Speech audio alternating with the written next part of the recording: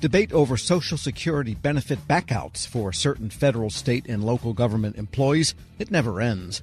A recent hearing, once again, to consider what to do about Windfall Elimination Provision and the government offset pension. One observer who listened closely, the staff vice president at the National Active and Retired Federal Employees Association, John Hatton. And John, the beat goes on with respect to the Windfall Elimination Provision and the government pension offset for Social Security, the WEP and the GPO. Well, tell us about what you took from the recent hearing that took place. Well, it's just another step in the right direction in NARF and our allies' efforts to get some relief from these two provisions. And it was a field hearing in Ohio, so this is now the first Senate hearing of the Congress. There's two House hearings on the topic. There has been a flurry of increased co-sponsors for WEP and GPO in both the House and the Senate. So I think it's 57 and counting in the Senate. We'll see where it is even by the end of this week in terms of the numbers, because I think there's a few people that are just being registered on those co-sponsor counts on the Senate side. We're at 322 in the House. So we keep on putting the pressure on. The hearings by the committees, even Chairman Wyden of Senate Finance expressed support for the bill. So all those things are good things. We still face the large obstacle of the cost of this when we're facing Social Security insolvency issues in the 2030s. And so I think it was important to see that Wyden said he supports this, but also he indicated that it needs to be done in a responsible way for Social Security. And that continues to be the challenge of getting a solution here. Right. So a solution would not be a total elimination of the windfall elimination or the pension offset, because that would just give people benefits they did not pay for and are not entitled to. There's got to be some middle ground. We support full repeal. I mean, I think the argument for those is that you have paid in separately into your, in this case, CSRS system, and paid in separately to Social Security, and you've earned the benefits that you would have gotten. Now, WEP, for example, tries to give you a different replacement rate of income. It's kind of a crude way of accounting for the fact that Social Security formula is supposed to pay out a progressive amount of money. So your replacement rate is higher if you had lower income and lower if you have higher income. It's really a quirk of the Social Security formula that you have these zeros in these years you worked in CSRS. So it looks like you had lower income than you did have. So there's reasons behind the rationale. We still support that full repeal, but I think barring a change in the underlying Social Security formula, that repeal becomes a little more challenging. And there's also just the cost offset amount of it. So I think what is more realistic is for in the near term for Congress to take a look at some type of modest relief, some change in that formula going forward if they don't change the Social Security formula. And I think the repeal could happen if they're doing an overall overhaul of Social Security and including changing how it's calculated to begin with. Well, that's a big if they do a overhaul of Social Security, because that's kind of the principal fiscal issue facing the nation. It is definitely one of the major fiscal issues, and I think it's one that they are going to have to address. Whether that's sooner than later or later than sooner, I'm not sure, but I do think it's in the next decade they're going to address that underlying Social Security issue. Now, can we get what we're really trying to push for is some type of relief before that happens from WEP and GPO, and I think the amount of support we're gaining in Congress on that is positive in that regard. But I think the more realistic look is that, that these committees of jurisdiction are going to try to find a way, hopefully, to provide relief with having these costs offset. So if there's a more modest relief in the near term, that probably is more feasible for these committees than something that would be larger in the full repeal, which, again, we still support. We're speaking with John Hatton. He is the staff vice president for policy and programs at the National Active and Retired Federal Employees Association, NARF. And there's also in the National Defense Authorization Bill that's sort of forming out of the mush for 2025, something that would simply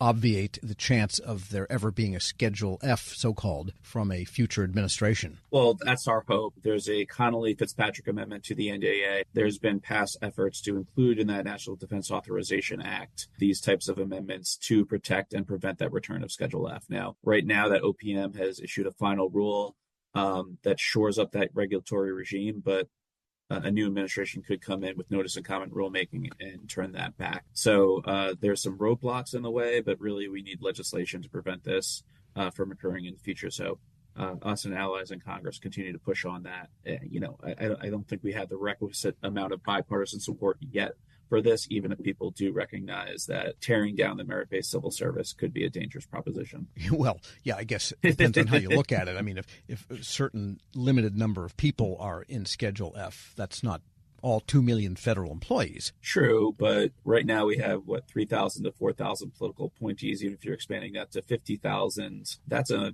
significant, substantial change in the way government operates. So, and I think that's the most realistic threat from this, that it becomes just a huge expansion of the political appointees. I don't think it means all 2 million are going to be revamped if Schedule F is there, but it's still a very broad, when it was put into place, it was a very broadly written policy that could be interpreted to bring in a large swath of the federal workforce.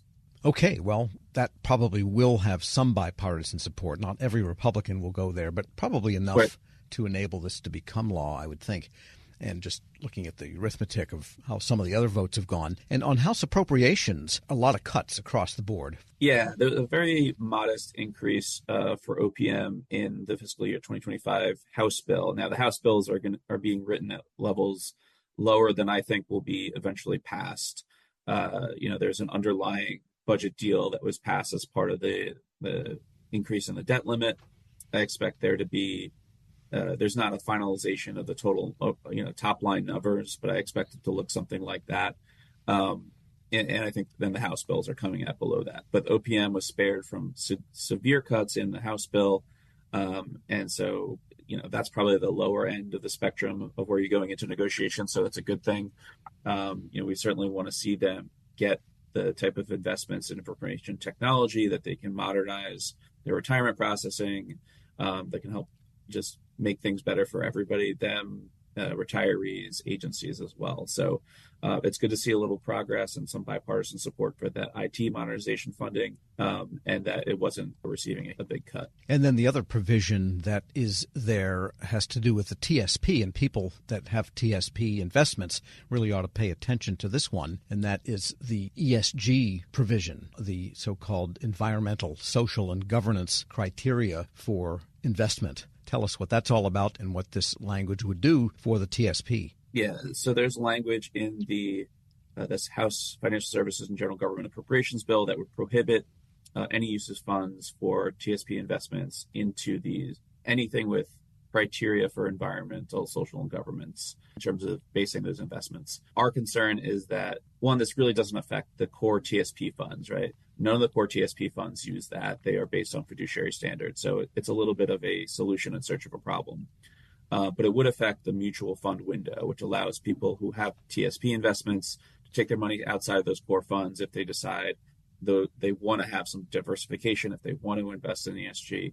The problem with this particular language, in our view, is, or this is maybe more in the Federal Retirement Thrift Investment Board's view, is that it could be overly burdensome for them just to administer and decide which of these, 5,000 different funds that people have options for are basing their investments on these ESG criteria. So it could potentially force them to close down the entire mutual fund window, which would take away the ability for TSP investors to have this diversification and this ability to invest. And if you are a TSP investor and you really do want to invest in ESGs and this comes along, well, you'll just be able to take your money out of the TSP to do that anyway. So it doesn't really have much effect, but it could really just threaten that ability to do it within the TSP, which is a lot easier for people. Right. You could always say, well, I really love ESG. Why any investor would, I don't know. But if you did, then you could say, I'm going to, instead of divert 5%, I'll go with 2.5% to the TSP